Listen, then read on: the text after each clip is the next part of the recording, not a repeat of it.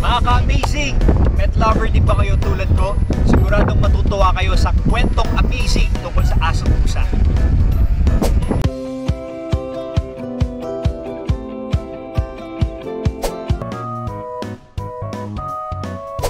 Naging laman ng mga balita ang four-legged heroes na 100% Filipino. Si Kabang, ang asong Zamboangueño na sumagip ng 2 bata mula sa isang aksidente. Si Buboy, ang loyal Kapampangan, nag-viral lang magbantay sa burol ng isang professor na nag-alaga sa kanya nung nabubuhay pa ito.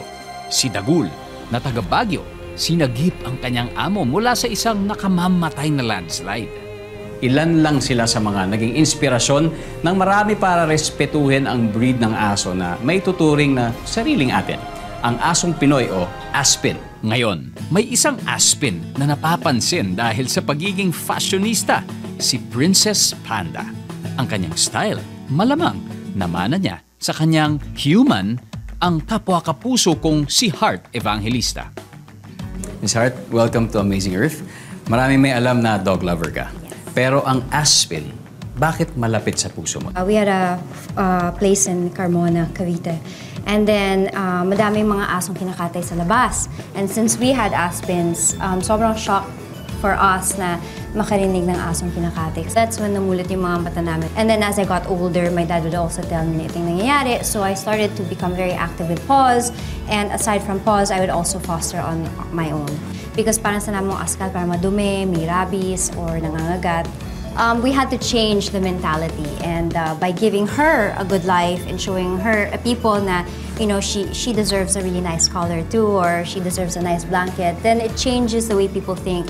And then pa nakita lang yung aso, ang ganda ng aso pa rin, di askal, but that's the thing, it's an Aspin, and pag napaliguan yan, naalagaan, gaganda din sila like any other dog. So pag sinabi mong fostering, meron bang parang official na proseso ya? So aalagaan mo siya for months or maybe a year hanggang makahanap ka ng a forever home for them. So how long has she been with you? Panda has been with me for 4 years. So pinulot siya ng daddy ko sa Nasugbu, Batangas. Actually, yung mom niya, kakatay na nabaril po yung mom. Yung dad niya yung nabaril. Tapos yung mom din niya nandoon nabuntis and she had puppies eventually. And she went into our property. Tapos nakita siya ng tatay ko kasi nga may mga kumakatay ng aso doon. So kinuha namin siya. For some amazing reason, they're super smart. Like si Panda, hindi ko siya pina-train. Hindi siya umiihi sa bahay. Sobrang kahit saan ko siya dalhin, prim and proper siya. So feeling ko parang ang Aspin, parang meron silang utang na loob. They were born to be street smart. Well, all dogs are loyal, but I think mas grateful yung Aspin for me. Anong main difference ng pag-adopt as compared to pagbibili ng aso? Well, first, kung bibili ka ng aso, it's 50,000 pesos. Or 100,000 pesos, or kahit sabi mong 5,000. An Aspin is for free because there's so many puppies and dogs available in like adoption centers. Final message sa lahat ng mga gustong makakuha rin ng Aspin katulad mo. To take note that dogs aren't for display or hindi rin siya pang-alarm ng bahay or doorbell ng bahay. Ang aso ay parang nag-aalaga ka na rin ng bata. So if gusto mo lang na aso for display or for other reasons, I suggest na wag na lang kayong mag-aso. And yun. So, yun lang tatandaan nila, and that if you're looking for love, dogs will definitely love you unconditionally. Miss Heart, maraming salamat sa lahat ng ginagawa mo for the mga Aspins. Para sa amin, isa kang amazing Earth hero. And thank you so much for having me. Thank you. Sila yung taga-detect ng bomba, droga o kaya ay armas sa mga airport, checkpoints at maging sa malls. Mga K9 units na katulong sa pagpapanatili ng seguridad at kaayusan. Saan nga ba sila napupunta kapag matanda na? Retiradong aso na naputulan ng paa sa serbisyo, matindi pa rin ang trauma. Isa lang si Lotto sa mga asong sumabak noon sa serbisyo kasama ang mga sundalo ng Philippine Army. Ngayon, nandito na siya. Ang dalawang uri ng aso na inaalagaan namin sa Hound Haven ay contract working dogs at military working dogs. On the average, ang isang working dog ay nagtatrabaho mula 8 to 15 years. Halos kalahati ng buhay nila inilalaan sa pagprotekta sa mga tao. Ang malungkot, matapos magretiro, madalas ikinukulong na lang sila. Pagdating ng mga working dogs sa Hound Haven, sila ay dumadaan sa isang rehabilitation process. Naghahanap at nag-i-interview kami ng mga interesadong pamilya na gusto silang bigyan ng pagmamahal at ng tahanan. Si Tutsi ay isa sa military dogs na nakahanap ng bagong pamilya. Pero bago ito nangyari, mahaba-haba rin proseso ang pinagdadaanan. Si Lotto ibinalik sa Hound Haven matapos ampunin. Na-injure siya mula sa isang ASEAN training na nangyari, tapos simula noon kinailangan ng putulin ang isa sa mga paa niya. Ibinalik siya sa amin. Nagkaroon kasi sila ng mga challenges, so hindi na nila kayang alagaan si Lotto.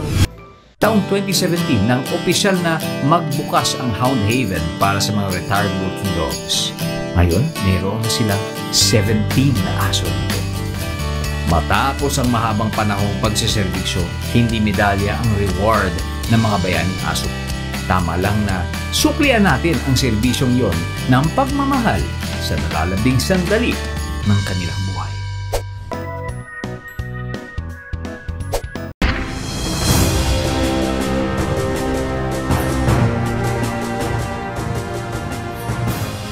Last year, naging viral story sa social media yung pagkawala ng stray cats sa isang financial and lifestyle district sa Taguig.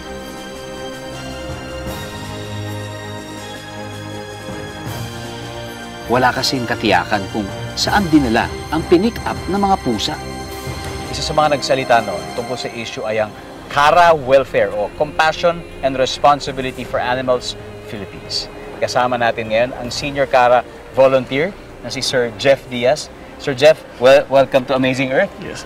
Thank you, sir. Ano po ba ang mga pwedeng gawin kapag makakita tayo ng abandoned na hayop sa kalsada? Una, bigyan sila ng water sa food.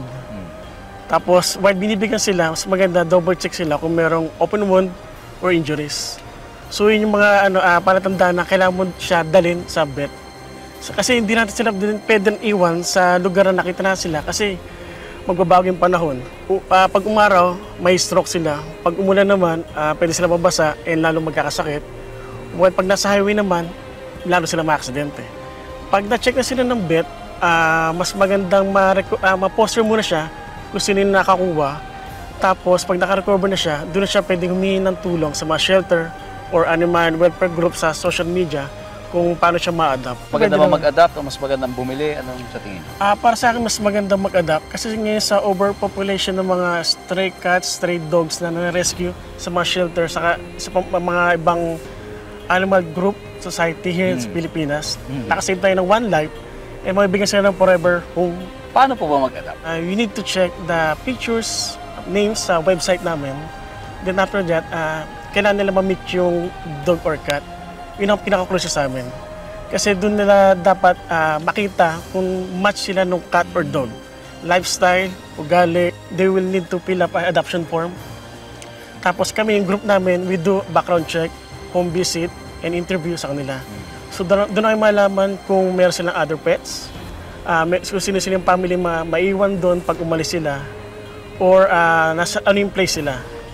And also, doon ay ma-trace kung may time sila and effort Para alagaan. Para alagaan sila. Salamat sa pagbabahagi nyo ng inyong kaalaman. Sir. Para sa amin, isa kang Amazing Earth Hero.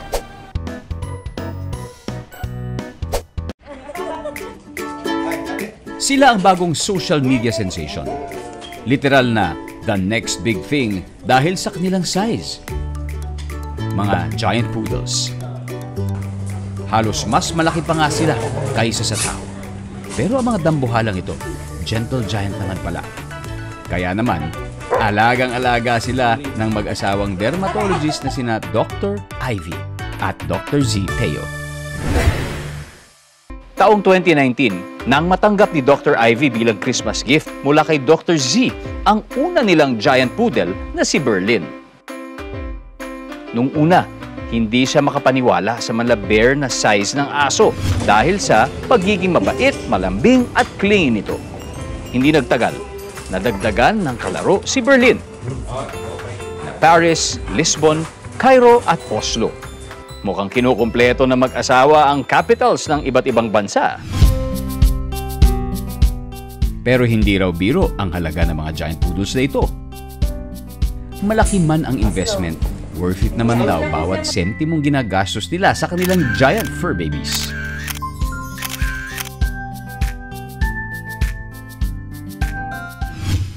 Kung may mga taong mahilig sa malalaking alaga, meron din namang angkrip ay cute na mga tuta. Hi baby! Swim kayo? Si Charm Concepcion, 2 teacup Pomeranian ang fur babies. Ang 8-month-old na si Peanut. At ang 6-month-old na si Butter. Gusto ko always cute yung alaga ko. Kaya mas pinili kong mag-alaga ng mga teacup size dogs. Kasi nga, parang feeling ko, always silang puppy. Nagulat ako kasi sobrang sweet nila sa mga new people na namimit nila. And sobrang smart nila kasi sobrang dali nilang napipick up yung mga everyday na ginagawa namin activity. Lay down. Lay down. Lay down. Lay down. Very good.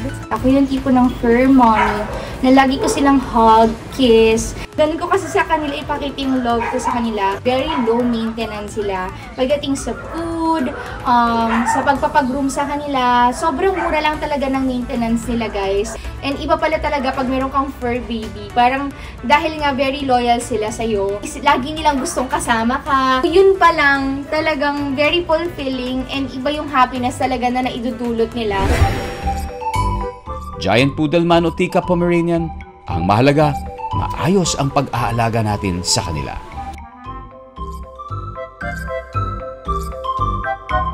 Dahil pareho lang ang naidudulot na saya ng fur babies sa kanilang humans. Kaya sa mga kapuso nating on the go, tutukan nyo ang live stream ng ating programa sa official accounts ng GMA Network, pati na rin sa YouTube at Facebook. At mag-comment din kayo sa ating mga kwentong amazing.